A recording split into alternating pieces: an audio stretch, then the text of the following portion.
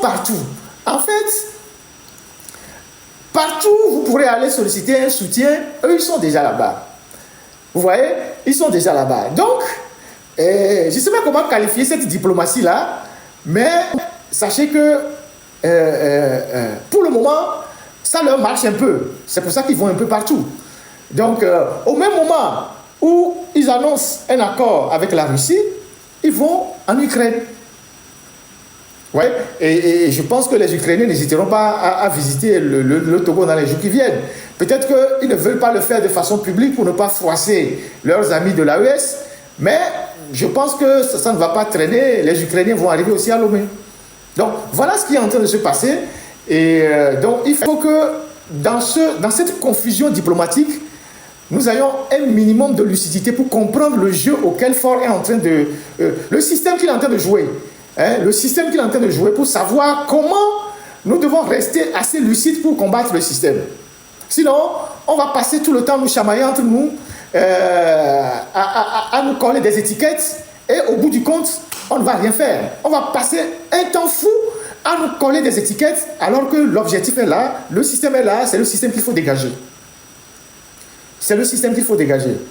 Et là, pour le moment, ils sont contents parce qu'ils ont divisé l'opinion africaine. Des gens qui devaient naturellement soutenir la cause togolaise, aujourd'hui, ne la soutiennent pas. Parce qu'ils ont réussi à semer cette confusion dans les esprits, à faire passer l'idée que Faure est panafricaniste, à dire qu'aujourd'hui, Faure s'approche de la Russie. Faure est le plus grand soutien de l'AES, donc il faut le laisser, parce que l'AES doit sa survie à Faure et au port de Lomé. Donc voilà comment ils sont en train de semer la confusion entre nous, et de nous diviser, et de faire en sorte que nous-mêmes, qui essayons de nous débarrasser de ce régime-là, on passe beaucoup plus notre temps à nous quereller sur des broutilles qu'à s'attaquer réellement au régime. Donc, moi, dans mon esprit, ni AES, ni Russie, ni France, ni États-Unis, ni rien. C'est le système qu'il faut combattre.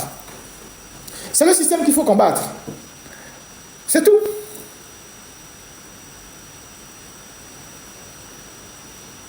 Dans mon esprit, c'est ça. C'est le système qu'il faut combattre. Demain, quand le système ne sera plus là, on définira avec l'appui du peuple, nos relations avec les partenaires. Si demain la majorité des Togolais décide de signer un accord avec la Russie, c'est le Togo qui aura décidé. C'est la population togolaise qui aura décidé. Si demain les populations togolaises décident d'avoir un accord privilégié avec les États-Unis, c'est les Togolais qui auront décidé. Mais ce n'est pas un individu qui va se lever et engager notre pays dans des aventures pour juste protéger son pouvoir. C'est parce qu'il veut juste protéger son pouvoir qu'il fait ce qu'il est en train de faire là. Donc voilà ce que moi j'ai à dire sur ça. Et je pense qu'il faut qu'on ferme rapidement cette page-là pour nous occuper réellement de ce pourquoi nous sommes là, c'est-à-dire dénoncer ce régime et le faire partir.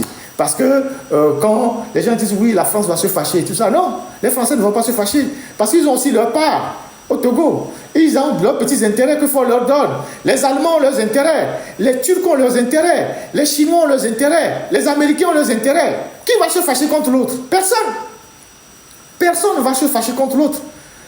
Les Français savent qu'aujourd'hui, ils ne peuvent plus, ils n'ont plus la force qu'ils avaient avant pour dégommer facilement des chefs d'État. Et donc, ils se contentent de ce qu'on leur donne.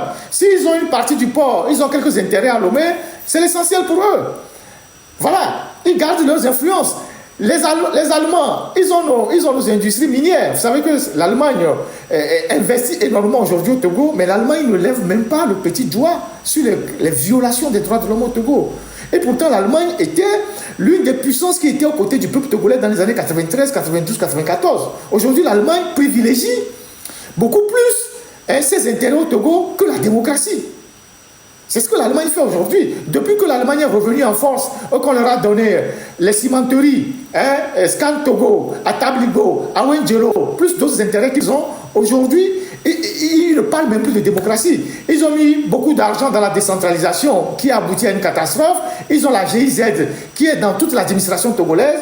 Ils ne disent absolument rien. Et les gens n'ont aucune idée aujourd'hui, par exemple, de la puissance de l'Allemagne dans notre pays. Ils sont dans toutes les institutions. Quand vous allez aujourd'hui dans l'administration décentralisée, l'Allemagne est partout.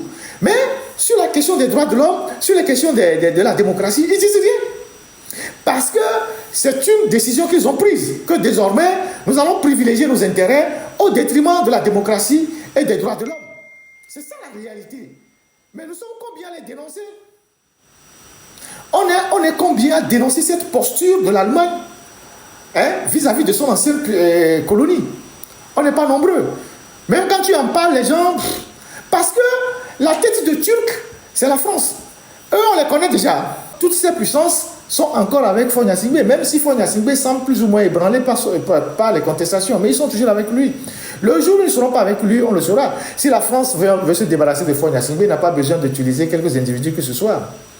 Ils ont les moyens pour le faire. Si les Américains veulent se débarrasser de lui, ils ont les moyens pour le faire. Donc, voilà ce que moi j'ai à vous dire. Nous devons savoir que le pouvoir togolais, il sert tout le monde. Et au même moment, tout le monde se tait. Vous voyez cette information comme quoi Faure Gnassingbé est en train de faire la diplomatie